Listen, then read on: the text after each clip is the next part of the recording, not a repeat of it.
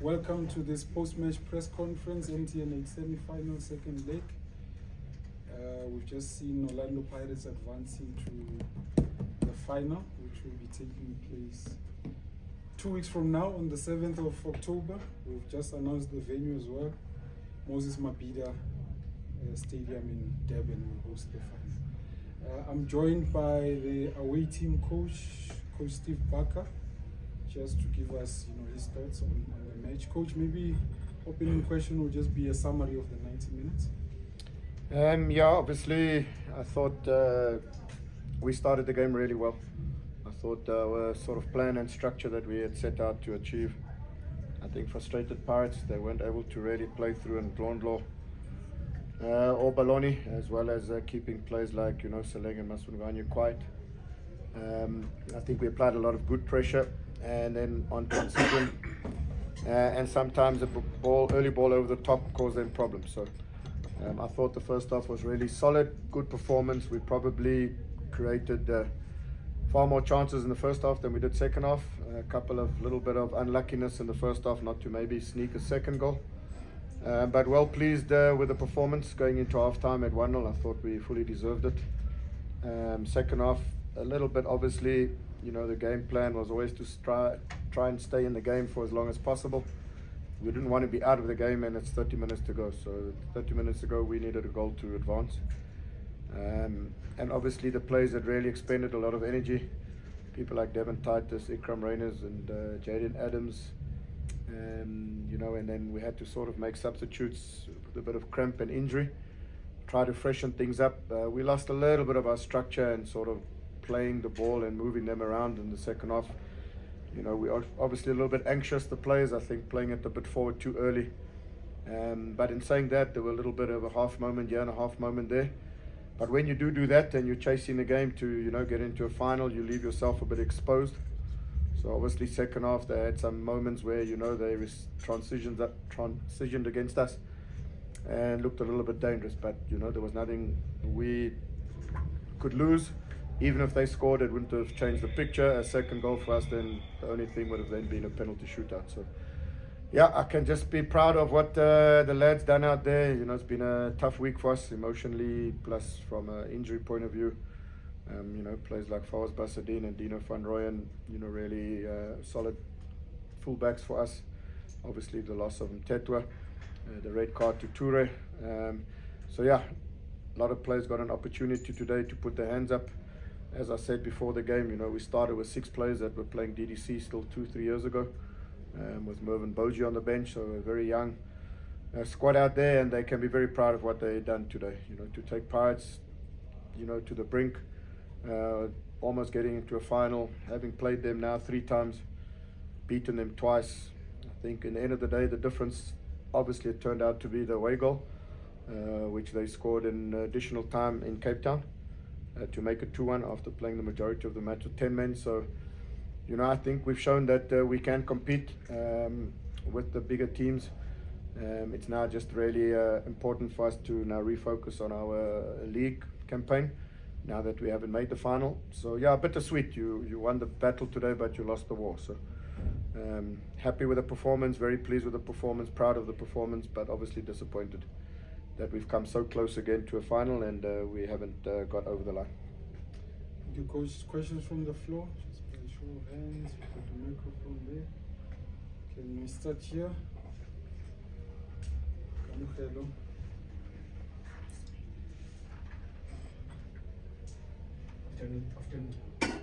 Afternoon, Coach from Khalid YFM. Coach, I just want to find out from you, what do you think of the progression of the team with regards to this particular tournament? I mean, last season only got knocked out in the first round against Kaizer Chiefs, but this time around, went all through into the semi-finals. It was just quite unfortunate that we did not progress to the final.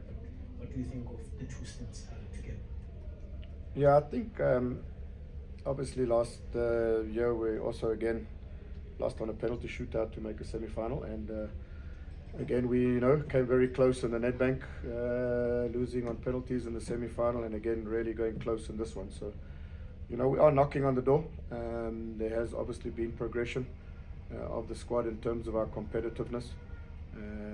As I said earlier, now we need to refocus on the league campaign. Obviously a very tough away game again on Wednesday against Sundowns. Again, players like Jaden Adams now, I think he's suspended for that game, and Ikram Reyners, so a little bit tough for us right now in terms of personnel and depth, but again, I allude to the fact that a guy like Sibande and Carl Jurgens, fullbacks today, playing against the Pirates in a semi-final with a big crowd. 3-4 years time, these experiences that those players are gaining will be really massive. So yeah, there's definitely been progression and competitiveness from our team. Let's move on to Temba. Temba Joseph from Sports Coach. Tough luck on the result, on the outcome actually. But you mentioned Mtetwa. Losing a player like that, a key player like that, during the spell of such a big competition, how did it sit with you knowing that you need this player, but the club says we're cashing in somewhere? Are you informed of that, or are you saying to the club, let's hold on to him? Just take us through the transition and conversation. Yeah, I don't want to talk too much on the transfer, because I think it has happened and it's done. And unfortunately, there was a bad clause in his contract which was triggered, so there's not much we could do. We always knew all along that if that happens, there's nothing we can do. So yeah, it's a pity the window stays so long open. It's unfair on smaller teams like us, where you start the season well, players do well, and then all of a sudden, maybe one or two other teams, they don't start as well, or find that they may need something, and then it does make it difficult. So, but again, as I keep saying, we're a club that we don't stall careers, we enhance careers.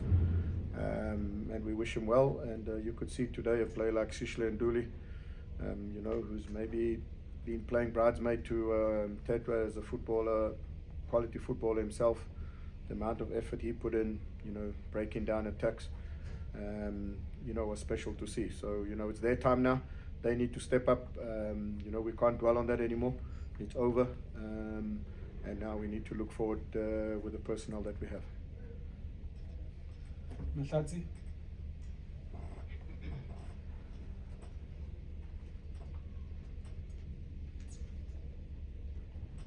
Good afternoon, Coach. This is not me questioning your tactics and stuff, but there's something I've noticed, and I don't know if it's by design or it's maybe a goalkeeper thinking on their feet, in bad situations.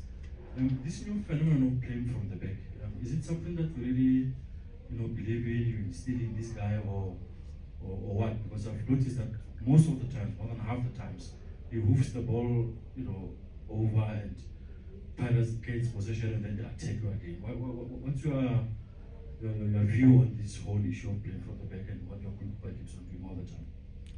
Yeah, I don't fully understand your question, because we do get a good balance of building up when we need to.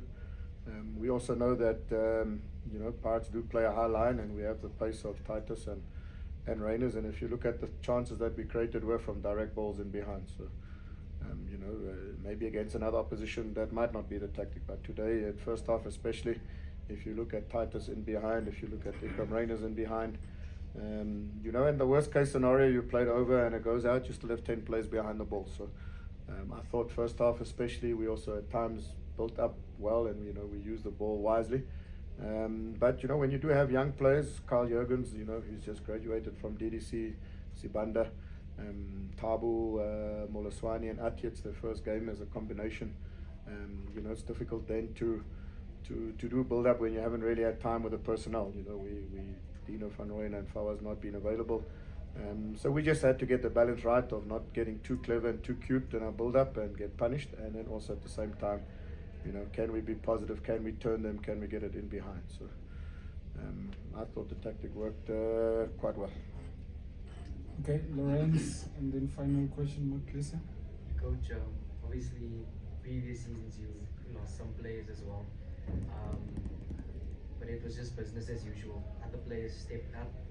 We're not on the training ground, but do you see some positive signs that the players that you have can step up to replace those big figures like Ox, like Junior, and also one of your signings, Sekota, has not been starting. Fitness issue, what's happening with him?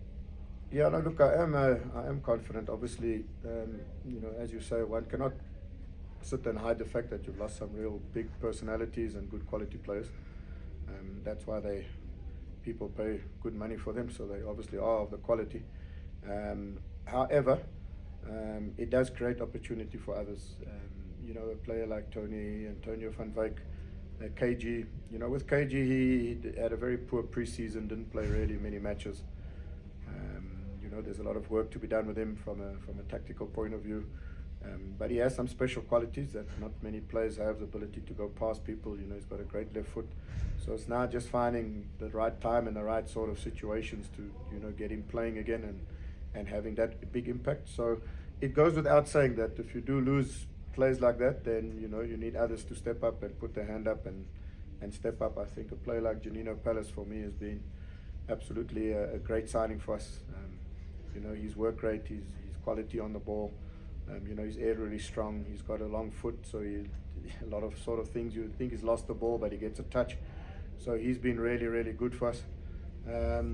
But yeah, we still sort of looking at solutions in the attacking department in terms of the output and numbers that Mendieta gave us. We haven't yet, you know, been able to do that, which we knew would be tough, but it's all a work in progress. Steve, can I ask you how bad it is for Wednesday? What's the story with Reiners in terms of how long he's going to be out? Can Van Rooyen be back? Will Bassadine be back? Are you going to register yourself? Yeah, no, yeah, you're quite right, Mark. We are a little bit depleted. Bassadine and Van Rooyen unfortunately won't be available. Reiners obviously will have to assess tomorrow, but it doesn't look likely. Obviously, Adam's getting his 4th yellow. So yeah, we are thin. It's just what it is. The big part for us is to be competitive as much as we can against Sundowns, but the following sort of 7 matches to take us into the halfway part of the season is going to be crucial for us. You know, we faced quite a stiff sort of start to the season. Pirates 3 times, SuperSport twice. You know, we've had to play Chiefs as well. So it's been a bit of a tough campaign in the league, and obviously getting the red cards hasn't helped that either. So yeah, Wednesday is going to be a struggle. It'll be tough, but you know, the lads always put up their hand when their backs are to the wall. I'm sure we'll be competitive and put up a big fight against Sundowns. Imagine us coming here to Gauteng and beating Pirates and Sundowns, and it would be quite amazing. But yeah, tough. Thank you. I'll end it here.